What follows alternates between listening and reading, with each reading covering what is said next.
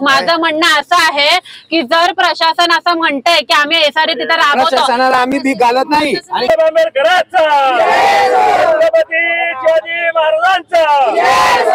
ज्योतिराव फुलेंचा, वीर लवजी साळवेचा, सम्राट लोकशाहीर अण्णाभाऊ साठेंचा, सावित्रीबाई फुलेचा।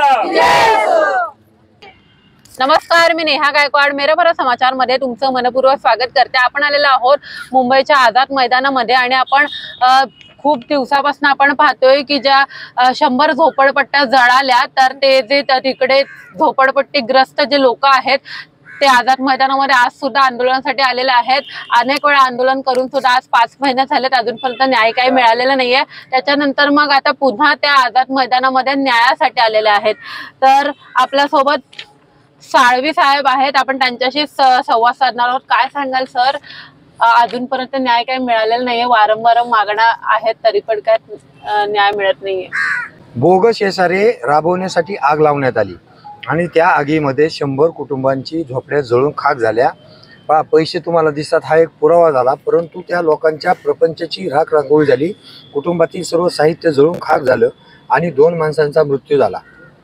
आता या घटनेच्या नंतर त्या ठिकाणी ह्या नागरिकांनी गेले 149 दिवस दररोज 1 तासभर आंदोलन चालू केलं आहे। परंतु सदर आंदोलनाच्या नंतर आजपर्यंत जी बी काही प्रशासनाने चालढकलपणा केलाय आणि त्या ठिकाणी उडवडीची उत्तर दिलेली आहेत, त्यामुळे ह्या लोकांना असा ठाम विश्वास आहे की एसआरए राबवण्यासाठीच ही आग लावण्यात आली। आणि मग ही आग लावली तर ती कोणी लावली आणि का लावली याचं उत्तर मुख्यमंत्री कार्यालयातून सुद्धा मिळालं। म्हणजे मुख्यमंत्र्याकडे गृह खाते, पोलीस यंत्रणा आहेत, त्याच्याकडे सगळ्या विभाग आहेत, परंतु याची चौकशी होत नाही। हे आज आमचं या ठिकाणी आझाद मैदानात इतक्या दिवसानंतर हेच म्हणणे आहे की नुकसान भरपाईचा प्रस्ताव मुख्यमंत्री कार्यालयात 5 महिने प्रलंबित असताना आज अचानक आम्हाला आंदोलन आहे म्हणून मुख्यमंत्र्याची सही नाही असं म्हटल्यानंतर त्या ठिकाणी इथून प्रस्ताव तो तातडीने कलेक्टरकडे निर्णयासाठी पाठवला जातो। मग कलेक्टरकडे निर्णयासाठी पाठवला जातो तर 5 महिने काय प्रस्ताव धूळ खात पडला होता का इथं, आणि तो का ठेवला? हा दोष नाही का मुख्यमंत्री कार्यालयाचा? म्हणून मुख्यमंत्री कार्यालय आणि जिल्हाधिकारी कार्यालय हे संपूर्णपणे या नुकसान भरपाईच्या यांच्या जी काही नुकसानीचा प्रस्ताव देण्याच्या मंजूर करण्याच्या संदर्भात हलगर्जीपणा दाखवते। आणि म्हणून हे मूलतः काय आहे तर विवेक पाटील बिल्डर याचा एसआरएचा प्रोजेक्ट व्हावा यासाठी सगळे आमदार, खासदार, नगरसेवक त्या ठिकाणचे सगळे साठे कंपनी सगळे सहकार्य करत आहे आणि म्हणून ह्या लोकांवर अन्याय होतोय आणि ह्या लोकांच्या या मूळ प्रश्नाकडे लक्ष दिलं जात नाही। आज 3 मुद्दे आहेत एसआरए संदर्भात। जरी मुख्यमंत्री कार्यालयाने पत्र दिलं आणि कलेक्टरकडे टोलवलं असलं तरी आमच्या 2 प्रमुख मागण्या आहेत की जे हे बोगस संमतीपत्र आहे, जिथं नोटरीचे सहीच नाही, अशा या बोगस संमतीपत्राची आर्थिक गुन्हे शाखेकडून चौकशी करण्याचे आदेश द्यावेत की जेणेकरून हे कोणी बनवलं तर हे दीपक साठे, आरती साठे यांनी त्याच्यामध्ये काय नमूद केलेलं आहे? याच्यामध्ये झोपडपट्टी घोषित आहे असं 9/9/2010 ला म्हणजे सांगितले, परंतु 9/9/2010 ला कुठल्याही पद्धतीची झोपडपट्टी घोषित झालेली नव्हती। आणि असं खोटं नमूद करून इथं वकिलाची नावं नाहीत, फक्त सह्या आहेत, नोटरीची सही शिक्का नाही, असं हे खोटं संमतीपत्र। आम्ही खोटं का म्हणतो? या संमतीपत्रावर नोटरीवर नोटरीचा कुठलाही सही शिक्का नाही, वकिलाचं नाव नाही, साक्षीदाराचं नाव नाही, असं खोटं यातले मुद्दे नमूद खोटे आहेत सगळे। आणि इथं झोपडपट्टी घोषित आहे असं नमूद खोटं केलंय। मग या ठिकाणी त्या काळात घोषितच नव्हती झालेली। अशा पद्धतीने बिल्डरनी साठे कंपनीच्या घरी बसून त्या ठिकाणी ह्या गरीब लोकांकडून तुम्हाला रेशन कार्ड देतो, लाईट बिल देतो, टॅक्स बिल देतो आणि पाणी देतो, अशी खोटे कारणं दाखवून लोकांना दबावात ठेवून त्या ठिकाणी ही संमतीपत्र घेतली आहेत। आणि या संमतीपत्र बोगस असताना एसआरए रद्द करत नाहीत। त्या ठिकाणी एसआरए आज आमची मुख्य मागणी आहे की एसआरएने अच्छा जे पण तिथला जे 100 घरं होती तो ते एरिया जो जाळला गेला तो एकंदर एरिया किती मोठा होता? जो जळालेला एरिया आहे तो जवळजवळ 3-3.5 एकराचा आहे आणि टोटल एरिया जो आहे मोकळा तो 14 एकराचा आहे।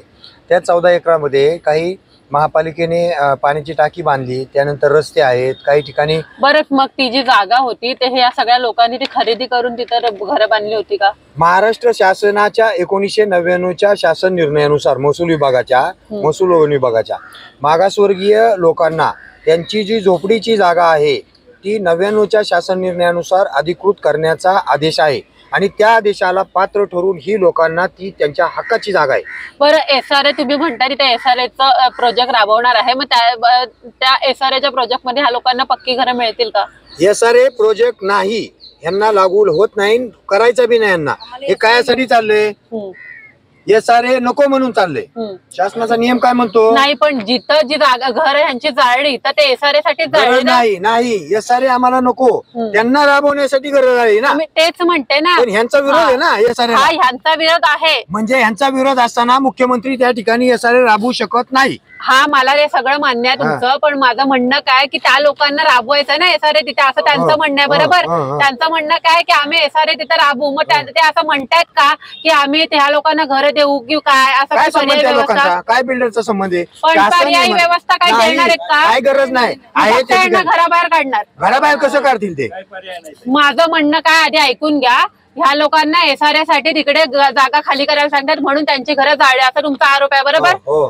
त्याच्यानंतर जेव्हा ह्या लोकांच्या घरं जाळली, आता हे लोक रस्त्यावर आले. बरोबर, कुणी नाही रस्त्यावर आहे, त्याच ठिकाणी पुन्हा घरं बांधून येते.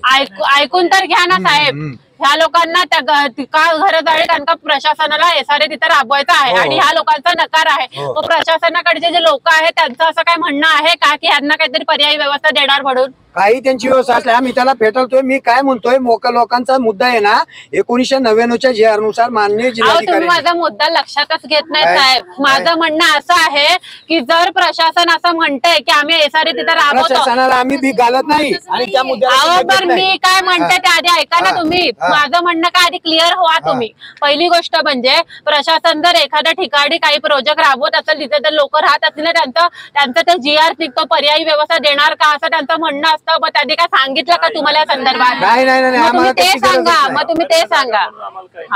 ज्याप्रमाणे आपण पाहतोय की लोक इथले जे SRAचा प्रोजेक्ट जो राबवणार आहे प्रशासनातर्फे, तर तो जो प्रोजेक्ट राबवणार ह्या लोकांचा त्याच्यासाठी नकार आहे. आणि त्याच्यात नंतर काय यांचं म्हणणं आहे आपण जाणून घेऊयात.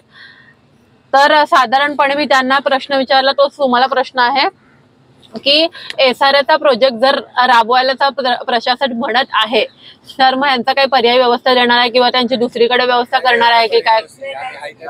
काय झालं माहितीये का, तुमचा जो मुद्दा आहे तो, एक मिनिट, तुमचा जो मुद्दा आहे ते की पर्याय जागा देतील म्हणून, असं देतील का असं विचारते मी तुम्हाला. त्याचं म्हणणं आहे का? त्यांचं म्हणणं तसं नाही. या लोकांना 30,000 रुपये द्या आणि बाकी भाड्याने तुम्ही तिकडे बाजूला जाऊन राहा, हे घर खुले करून द्या. म्हणजे फक्त त्यांचं म्हणणं आहे की तुम्हाला घराच्या बाहेर काढणार पण तुम्हाला पर्यायी व्यवस्था देणार. काही नाहीये, तसं काही बोललेलं नाही. आणि तसं काही त्या बिल्डर कोण किंवा समजा ते SRA राबवतो त्यांच्याकडून अशी कुठली आम्हाला बैठक लावून काही कुठलं समजा नियोजन करून कुठं काही. बरं, तुम्हाला जेव्हा घरात खाली करायला सांगितलं काय नोटीस वगैरे देण्यात आली? नाही, नोटीस नाही, काही नाही. आग लागली आणि घराच्या बाहेर सगळे गेले? म्हणजे गेलो नाही आम्ही, पण फक्त जागेवरच आहे. आणि बाकीच्या लोकांना घर ठोकून तिथं आता सध्याला राहतात. ते फक्त हे काय झालं माहितीये का, ते समोर ते SRA राबवते ते नुसतेच काय सांगतात की आम्ही 30,000 रुपये तुम्हाला देतो, हे भाड्याने तुम्ही बाजूला जाऊन राहा आणि घर खाली करून द्या, आपण बिल्डिंग राबवूया. काय होणार आहे 30,000 मध्ये? काय होणार म्हणजे भाड्याने 8,000 रुपये 7,000 रुपये बाहेर, बिल्डिंग मध्ये 12,000 रुपये भाडं आहे. अच्छा, म्हणजे प्रत्येक महिन्यात भाडं देणं असं म्हणतात? तसं त्या बॉन्डवर आम्हाला त्याची फसवणूक केली म्हणूनच आम्ही म्हणतो ना SRA बोगस आहे म्हणून. आमची बोगस त्याच्यावर हे झालेली, फसवणूक झालेली. SRA जर समजा आमचा विरोध आहे सगळ्या लोकांचा की आम्हाला SRA नको म्हणतोय आम्ही, मग SRAच्या ऑफिसनं समजा ते मेन अधिकारी आहेत त्यांनी किंवा प्रशासनाने मुख्यमंत्र्यांनी याची दखल घ्यायला पाहिजे. काय मग तुम्ही न्यायालयात जाणार का याविषयी? न्यायालयात गेलो ना आम्ही. आता न्यायालयात आमचं पात्र आणि अपात्राचं आम्ही दाखल केलेलं आहे आता. अच्छा, मग आता पुढची डेट कधी आपली? आता काही मला वाटतं किती तारखेचं आहे ते? त्यांनी अपील दाखल करून नाही, त्यांनी अपील नाही, फक्त आम्ही केलं. त्यांनी आम्हाला आतापर्यंत SRAने कुठली नोटीस दिली नाही, कुठलं काय नाही. नुसतं तोंडाने आपण कसं म्हणतो लांडगा आला तसं चालू केलेलं आहे. कुठलीही नोटीस नाही, काही नाहीये. आणि कोणता बिल्डर येऊन कोणाला आम्हाला समोर सगळ्या वस्तीच्या लोकांना विचारात घेऊन किंवा काही समजून सांगून काहीच आतापर्यंत केलेलं नाही त्या लोकांना. आतापर्यंत SRA नाही आलं, कुठलं कॉर्पोरेशन नाही, तिथं आयुक्त नाही, कुठलं कोणीच नाही आलं आमच्यापर्यंत. आता म्हणजे सर्वे पण काहीच नाही, कागदावर फक्त यांनी हे आपलं बॉन्डवर केलंय. बरं, ते कोणी कागद बनवला? कोणते? तो जो कागद आहे ते प्रदीप साठे आणि दीपक साठे. कोण आहेत ते तिथले बिल्डरचे. ओके, ठीक आहे. आणि तुमचं घर जळालं आणि त्याच्यामध्ये तुमचे पैसे पण जळाले, काय म्हणणं आहे तुमचं? भरपाई पाहिजे, सगळं घर होतं सगळं जळून गेलं, काहीच नाही राहिलं. आता म्हणणं काय मागण्या प्रशासनाकडे? भेटलं पाहिजे ना मला, घर बांधून मिळालं, घर माळून जागेवर मिळालं पाहिजे, सगळं भेटलं पाहिजे, जागेवरच भेटलं पाहिजे बांधून आम्हाला. सर नको. तुमचं काय म्हणणं आहे? कोणी घर जाळलं असेल, कोणी झोपडपट्ट्या जाळल्या असेल, 100 घर कोणी जाळले असतील? जाळल्या असतील त्याने, ज्याला अडचण त्याने जाळले असतील ना. पण कोणी साधक संशय कोणावर आहे? बघितलं हे सगळं तुटले जळलेत ना, हे सगळं जळून घ्यायचे, जळ आले ते आणलेत काढून मी. अच्छा, हा, बाकी ते सगळं घरातलं सगळं डागडागिने अख्खे काहीच नाही राहिलं, फक्त आम्हाला कपडा राहिला, काही राशन कार्ड हे सगळं. तुम्ही मुलीच्या साखरपुड्यासाठी? नाही, माझ्या आईच्या दवाखान्यासाठी आणले होते हे पैसे. अच्छा, हा, ऑपरेशन दवाखान्यात द्यायचं होतं, त्याच महिन्यामध्ये घर जायला आमचे. अच्छा, काहीच नाही राहिलं, फक्त अंगावर एक कपडा राहिला, काही भांडण नाही, बसून. आईला काय झालं होतं? काय आईला ते एमआरआय झाला होता, एमआरआय आई आपण करतो. अच्छा, मग आता पैशाच्या अभावी आईचं ऑपरेशन पण नाही झालं, कॅन्सल झालं. ठीक. ज्याप्रमाणे आपण पाहिलं की हे जे झोपडपट्टी धारक आहेत, 100 घरं जे आहेत ते ह्यांची जाळली गेली. आणि त्याच्यानंतर हे आपण पाहिलं की जे पैसे कशा प्रकारे जाळले गेले, कोणाचं ऑपरेशन होतं, तर कोणाच्या मुलींचं लग्न होतं, कोणाच्या मुलींचा साखरपुडा होता. आणि अशा बरंच हे जे गरीब लोक असतात, आदिवासी लोक असतात, किंवा एखाद्या ठिकाणी आपला काबड कष्ट करून राहणारे लोक असतात, खूप मेहनत करून आपल्या घरातल्या स्थिती सुधारण्याचा प्रयत्न करत असतात आणि एक पैसा जोडून आपले एक स्वप्न पूर्ण करत असतात. पण अशा प्रकारचे काहीतरी घटना होतात आणि त्याच्यानंतर सगळं उद्ध्वस्त होऊन जातं. आज हे सगळे लोक रस्त्यावर आलेले आहेत आणि त्याच्यानंतर फक्त प्रशासनाकडनं त्यांचं म्हणणं एवढंच आहे की आमच्या मागण्या फक्त पूर्ण. मागण्या काय आहेत की जिथे त्यांची घरं जळाली आहेत तिथे त्याचं पुनर्वसन व्यवस्थित व्हावं आणि त्याच्यानंतर जे पण त्यांचे जे आर्थिक सहाय्य आहे ते त्यांना हवे. जे लोक त्यांना स्वतःचा जीव गमावा लागला आहे तर त्या लोकांना त्याची भरपाई मिळावी, त्यांच्या घरातल्यांना भरपाई मिळावी, फक्त त्यांचं एवढंच म्हणणं आहे. याच्यासाठी आता 5-6 महिने झाले पण अजूनपर्यंत न्याय काही मिळत नाही. त्याच्यामुळे अशाच अपडेट सोबत आपल्यासोबत जोडून राहा. नेहा गायकवाड, मेरा भारत समाचार, मुंबई.